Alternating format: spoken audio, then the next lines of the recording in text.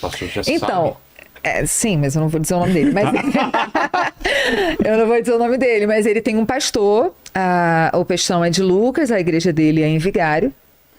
E o pastor dele é de Vigário, e o pastor é o líder dele, segundo eu ouço também de moradores, né, na comunidade.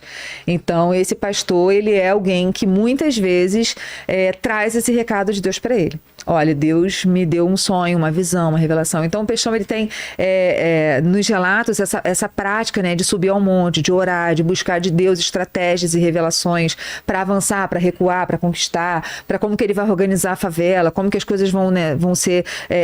a dinâmica mesmo da favela, como ela vai acontecer, ele busca isso nessa experiência religiosa. E esse pastor, que é o pastor dele, tem um papel fundamental nessa orientação, porque ele é uma das pessoas, além da própria experiência do Pestão, das revelações que ele próprio recebe, esse pastor também entrega a ele algumas estratégias de como ele deve agir em algumas circunstâncias. Tem um relato que eu ouvi, por exemplo, nessas entrevistas, que ele recebeu uma orientação no pastor que tinha um trabalho, e aí algumas pessoas vão contar de um jeito, outras de outro, e aí eu vou contar dos dois jeitos aqui, né? Então, a narrativa religiosa é que o pastor entregou para ele que tinham feito uma oferenda, um trabalho espiritual, e aí vai chamar de macumba mesmo, fizeram um trabalho de bruxaria para você, e tá enterrado numa planta, numa árvore, na calçada, dentro da comunidade. E aí o povo da comunidade recebeu uma ordem, os meninos do movimento receberam uma ordem que deveriam arrancar todas as árvores que tinham dentro da comunidade. Nossa. Todas as plantas foram arrancadas, e ele disse que não queria mais nenhuma planta dentro da comunidade, porque foi revelado para ele que enterrado na raiz, em alguma daquelas plantas, em alguma daquelas árvores, tinha uma oferenda feita para acabar com a vida dele. E aí todas as plantas foram arrancadas, todas as da calçada, das casas. Parece o Herodes mandando matar todos os bebês. E aí ele mandou retirar todas essas plantas, e aí tem gente que vai dizer que não, que ele mandou retirar essas plantas, essas árvores, e cortar essas folhas, né, que estavam atrapalhando a visão, para não atrapalhar a segurança da favela. Então tem gente que vai dizer assim, não, ele mandou arrancar isso porque essa coisa de ter muita árvore, muita planta, muita folha, acaba atrapalhando a segurança. E a narrativa religiosa não, ele mandou arrancar porque foi revelado que tinha um trabalho de bruxaria, de feitiçaria, de macumbaria para retirar a vida dele, para acabar com a vida dele, e ele tinha que desenterrar esse trabalho, e por isso ele descampou todo o território ali para poder se livrar dessa obra que atentava contra a vida dele. Então tem ali essa presença espiritual, essa narrativa que é muito marcante dos movimentos pentecostais, né? Eu sou uma pessoa pentecostal, tanto a batalha espiritual quanto as visões, quanto as revelações, quanto as profecias. Inclusive o lance da batalha espiritual. Olha o equipamento ali, Vilela, aí. Tá vendo o drone ali? Tá vendo? Cadê? Ali, ó, ali é a senhora filmando, tá vendo? Ela é dona de casa. Tá. O drone no chão. Já. Caiu na casa dela, o explosivo tá embaixo dele, tá? Aí você viu que eles colocaram um barbante, eu vi isso numa reportagem, na verdade, eu não sei se faz sentido, você vai me dizer, que eles colocaram um barbante porque esse drone, apesar dele ser muito moderno e de última geração, o anterior tinha como soltar e cair, mas nesse daí ele precisou amarrar um barbante, e aí fez um esquema que foi balançando o barbante para poder soltar a granada, por isso que tem aquele barbante ali na imagem. É de uma tecnologia de improviso muito bem feita. Tal, cara. Mal feita, né, porque caiu na casa da moradora. Com pipa, com cerol e corta o barbante. Mas tem um vídeo aí também na internet desses equipamentos funcionando na noite anterior. Porque realmente esses equipamentos têm câmeras, que são câmeras térmicas, né? Exatamente iguais aos equipamentos usados na Ucrânia e na Rússia. Aí identifica aí os bandidos na boca de fumo e eles lançavam os artefatos em cima. Aí você começa a pensar em várias coisas. Que tipo de jovem sabe operar isso aí? Que a operação disso aí não é tão simples, claro. É complicada. Como é que eles importam essa ferramenta? Porque tem drone aí de 3, 5 mil reais, mas tem drone de 25 mil reais aí. Né? Como é que isso, de onde? Como é que isso voa? Porque isso aí, esse espaço aí aéreo é próximo ao aeroporto, como eu te falei. Na teoria não conseguiria. Não era para existir nada disso. Aí tu pergunta, a Polícia do Rio de Janeiro, Polícia Civil, Polícia Militar já possui equipamento para abatê-los? Não. Ou para desorientar? Não. É lógico que no mercado mundial existe todo esse tipo de coisa. E a Força Aérea, não? Não. Talvez na segurança do presidente, lá no GSI, em Brasília, tem alguma ferramenta para... Aqui no Rio não... No Rio não tem. No Rio, a Polícia Militar, depois desse evento aí, informou que tá uma licitação para comprar. Vê se o Peixão manda um superchat explicando essa parada aí pra mim.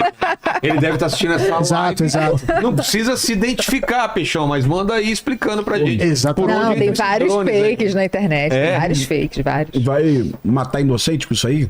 Essa dona de casa tava reclamando. Puxa vida, eu tenho filho, isso cai na minha casa e se mata a gente, né?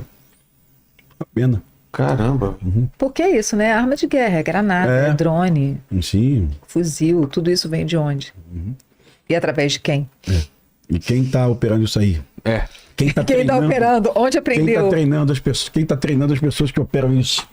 Manda, Leni. Ó, o Léo, ele mandou uma pergunta O Léo, aqui. Léo, o nosso Léo? Não, é outro Léo. Também assustei pensando que fosse, mas é outro Léo. Ele fala aqui, ó, se é tão fácil para uma facção conseguir dominar a outra, por que o Estado não faz o mesmo? Não. Ô, fácil! Quem disse pra ele que é fácil? Exatamente. Tudo Não é que foi fácil, falado aqui Léo. é o contrário disso, cara. É uma luta. Não é só sobre conquistar o território, né? É sobre manter. Quando ele diz assim, a cidade alta, desde agora e para sempre, é do Deus vivo lá de Israel, ele está declarando a posse, mas ele sabe que ela precisa ser mantida e sustentada. E é por isso essas guerras, quando o Comando Vermelho começa a se aproximar, quando é a milícia, ele fica de boa, tranquilo. Mas quando o Comando Vermelho começa a se aproximar do território do Complexo Israel, aí é questão de segurança atacar essas favelas que estão sendo dominadas pelo comando, porque ameaça a segurança do Guerra complexo. de prevenção. É mesmo? Guerra de prevenção. Exatamente. Eles assumem ali o Kitung, eles estão ali naquela favela, eles estão assumindo o controle de um território que dá acesso para a cidade alta, que está tudo muito próximo ali, né? Ele precisa conter esse avanço do comando para proteger, porque a gente viu lá no mapa, né? O território dele é muito pequeno em relação ao território do Comando Vermelho.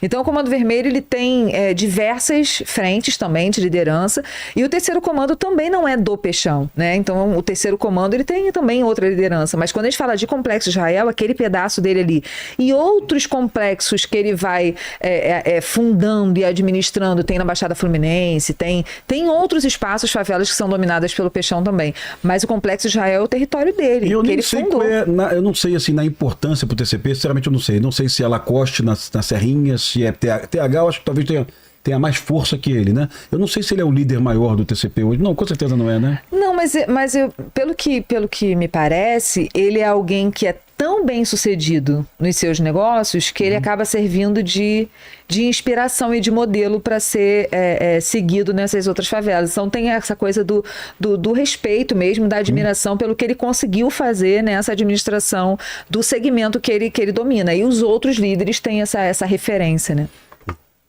Puxa. Manda, Leni. Aqui, o Luiz, ele perguntou qual é o papel das igrejas e líderes religiosos na resolução dessa problemática? Fica difícil porque não tem uma. Não é que nem Ele está igreja perguntando qual católica, é né? o papel que eu acho que ele tem que ter ou qual é o papel que eles exercem agora? Eu acho que ele está perguntando no modo geral, né? As denominações, o que pode ser feito. É porque não tem uma. Mas se o povo está dizendo que traficante evangélico nem existe, eles vão fazer o quê? Então, quando a gente não sabe como lidar com o problema, a gente age como se o problema não existisse. Então, fala assim, traficante evangélico, vai entrevistar um pastor, o pastor vai falar, traficante evangélico não existe. Isso é mentira. Se diz que é evangélico, se diz que é traficante, não pode ser evangélico. Acabou o assunto. Sabe, não tem um trabalho sobre eu tenho uma isso. opinião de que é mentira, mas tem gente que diz que traficantes estão financiando igrejas evangélicas, eles estão pagando igrejas.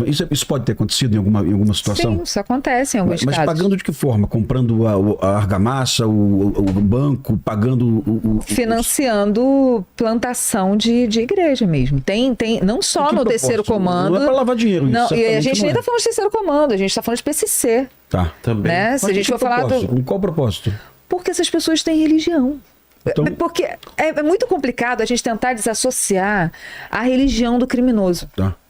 E o criminoso da religião. Como se o criminoso não pudesse ser um religioso. E aí eu entendo que é porque tem diversos paradoxos, diversas contradições, diversas questões, mas a religiosidade, ela acontece na vida. E as adaptações religiosas, que é justamente isso que a religiosidade a religiosidade não é institucionalidade, né? Não é a coisa vertical. A religiosidade é a horizontalidade, é o que acontece na vida. Essa religiosidade, o cara faz questão, ele assumiu um território e ele fala, não, precisa ter uma igreja de direito aqui. Então, você tem uma igreja católica impetuosa, grande, então também vai ter que ter uma igreja evangélica grande aqui. Porque o cara é filho de crente, ou porque o cara se converteu, ou porque o cara é alguém que foi da igreja e agora se desviou. Eu escutei e eu não concordo, porque lavagem de dinheiro, você pegar o dinheiro obtido do crime para transformar em dinheiro lícito. Então não faz sentido para mim lavar dinheiro através de uma igreja, sabe? Não faz. Mas tem gente que diz, o PCC está lavando dinheiro com a igreja evangélica. Eu não consigo entender essa operação. Mas eu acho que mais é conquistar coração. Eu acho que tem mais a ver com o que você falou. Eu acho, assim, eu acredito, as pessoas falam, muitas vezes eu vou dar entrevista, as pessoas perguntam, você acha que o Peixão, elas meio que já afirmam, né? De que maneira o Peixão usa a narrativa religiosa para dominar as pessoas ou para manipular as pessoas? Não sei se ele usa a narrativa religiosa para dominar as pessoas. Ele domina as pessoas. Ele é religioso. Então ele é religioso e ele tem uma ação de dominação e de conquista de território. Agora, ele usa a religião para dominar ou a religião faz parte da vida dele, da experiência religiosa dele, da experiência cultural dele, da identidade dele? Assim como o devoto de São Jorge também é devoto de São Jorge na sua subjetividade. Ele acredita naquilo. Assim como o traficante que vai fechar o corpo, ele acredita que está indo fechar o corpo. Assim como na série lá, né, dos bicheiros, o Zé Personal morre, ele é assassinado num rito. Sim. Ele está indo ali possivelmente fazer um trabalho, um ritual de fechamento de corpo. Ele é assassinado. Então, qual é o lugar da religião do Zé Personal? Qual é o lugar da religião do Playboy que foi assassinado saindo do centro de Candomblé? Qual é o lugar da religião para o Peixão? Qual é o lugar da religião para esse traficante do PCC que está lá colocando a igreja? Então, eu não estou dizendo que todos eles lidam com a religião a partir do mesmo lugar, porque é muito difícil a gente cravar uma resposta que seria novamente fundamentalista. Se eu disser, os traficantes usam a igreja para lavar dinheiro, os pastores estão recebendo dinheiro de traficantes para lavar dinheiro. Não, tem um monte de pastores dentro de periferia, dentro das favelas, dentro dos lugares dominados por milícia que não aceitam dinheiro do tráfico, que oram pelo traficante. Se o traficante entrar na igreja, o pastor vai orar com ele, vai tomar um café com ele, vai bater um papo com ele, o traficante vai dizer assim, aqui, pastor, uma oferta. Querido, eu não quero. Eu gosto de ouvir isso, viu? Deus te abençoe. Eu gosto de ouvir isso, porque quando tu me falou que um cantor gospel vai cantar com dinheiro do tráfico... Mas aí tem esse outro lado. O cantor dá. gospel sabe que vai cantar na favela, sabe que está sendo financiado pelo tráfico, vai ter segurança contratada para fazer a segurança dele pelo tráfico. A gravadora sabe, o cantor sabe, eles vão lá e vão fazer a festa. Eles sabem de onde está vindo o dinheiro. Então tem esse lado, mas tem um pastor também que vai orar pelo traficante, que vai para uma operação, fardado ou não, e vai dizer assim, Deus, guarda a vida dele, para que dê tempo dele ser salvo. Para que dê tempo dele te encontrar. Eu já orei.